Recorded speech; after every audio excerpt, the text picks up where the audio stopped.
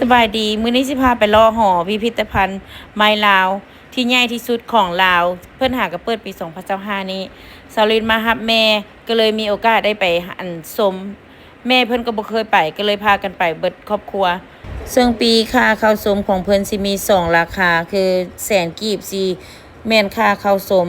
แต่2แสนกีบอยู่ใน200,000กีบจะได้เครื่องบรรยายประวัติและปีรถไปกลับพร้อมได้เสี่ยงโชคหมุนรางวัลนำสำหรับคนต่างประเทศถ้าสลินจือบ่ผิดสิแม่น430,000พระสงฆ์ 50,000 กีบไปนำสลินไปเลยสลินสิพาไปชมบรรยากาศทางในหอพิพิธภัณฑ์เพิ่นงามสุดอลังการงามแบบคื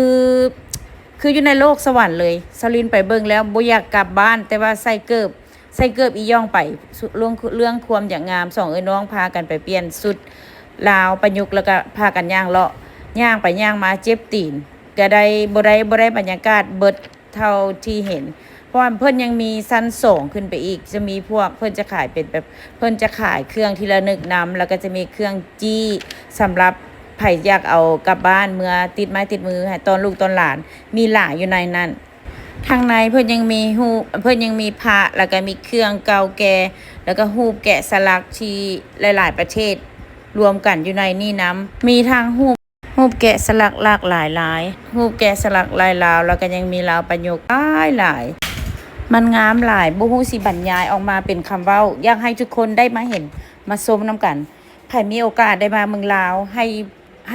ได้โอกาสเด้อให้ได้ไปเบิ่งคือสาวลินได้ไปต้องบ่พลาดเด้อครั้งหนึ่งในชีวิตให้ได้ไปชมเด้อพวกเจ้างามอีหลีเบิ่งเอาเด้อพี่น้องบ่ฮู้สิบรรยายหอพิพิธภัณฑ์นี้เกิดขึ้นได้แนวใดพวกเจ้าฮู้บ่ย้อนความฮักมักของทาน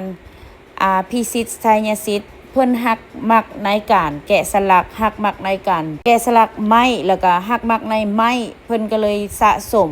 ของเก่าของแก่แล้วก็ไม้ของเพิ่นจนสามารถมาเปิดหอพิพิธภัณฑ์ให้พวกเขาได้รับชมความงามส่งเสริมงานฝีมือแกะสลักของคนลาว